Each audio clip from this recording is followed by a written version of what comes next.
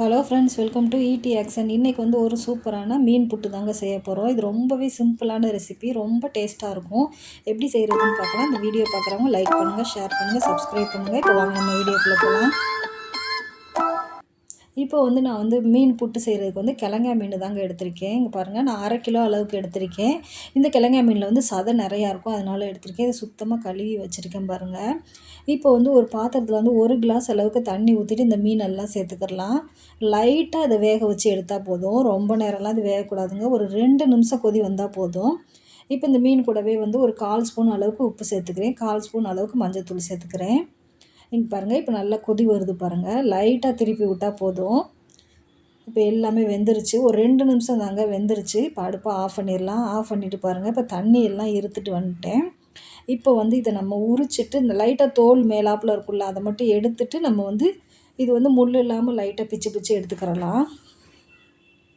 இங்கே பாருங்கள், தோல் எடுக்கிறதுக்கு நல்லா ஈஸியாகவே வந்துடும். எல்லாமே தோல் எடுத்துட்டு இப்போ முள் இல்லாமல் ரொம்ப தூளாக உதுத்து விடாமல் இந்த மாதிரி லைட்டாக புட்டு விடலாம். அவ்வளோதாங்க. இங்கே பாருங்கள், எல்லாமே எடுத்துட்டேன். இப்போ வந்து இதை வந்து செய்ய ஆரம்பிச்சிடலாம். இப்போ அடுப்பு ஆன் பண்ணி ஒரு பாத்திரம் வச்சுருக்கேன். இப்போ ஒரு 1/2 டேபிள் ஸ்பூன் அளவுக்கு எண்ணெய் சேர்த்துருக்கேங்க. எண்ணெய் சேர்த்துட்டு எண்ணெய் காயும் ஒரு 1/4 ஸ்பூன் அளவுக்கு கடுகு சேர்க்குறேன்.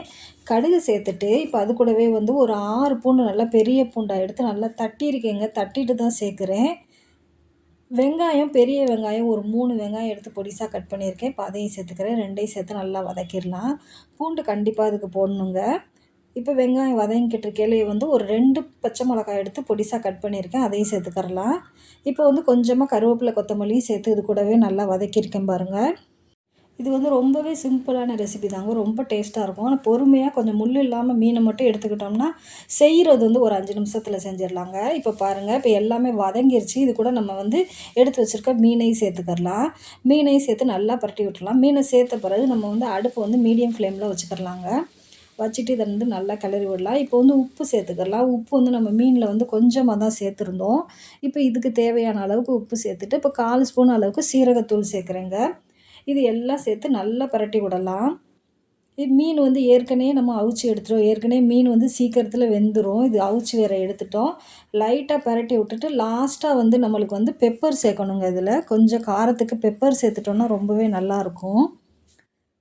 பாருங்கள், லாஸ்ட்டாக வந்து ஒரு 1/4 ஸ்பூன் அளவுக்கு சேர்க்குறேன். நீங்கள் காரத்துக்கு தேவையான அளவுக்கு சேர்த்துக்கிறலாம் பெப்பரு. பெப்பர் சேர்த்துட்டு ஒரு நிமிஷம் தாங்க பரட்டி எடுத்துடலாம். அதுக்கு தான் லாஸ்ட்டாக பெப்பர் சேர்க்குறது. அவ்வளோதாங்க, சூப்பரான மீன் புட்டு ரெடி ஆயிடுச்சு. ரொம்ப சிம்பிளான ரெசிபி தான் இது.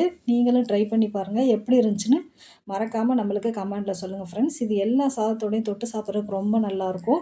மீன் சாப்பிடாதவங்களுக்கு இது ரொம்பவே பிடிக்கும். தேங்க்யூ ஃபார் வாட்சிங்.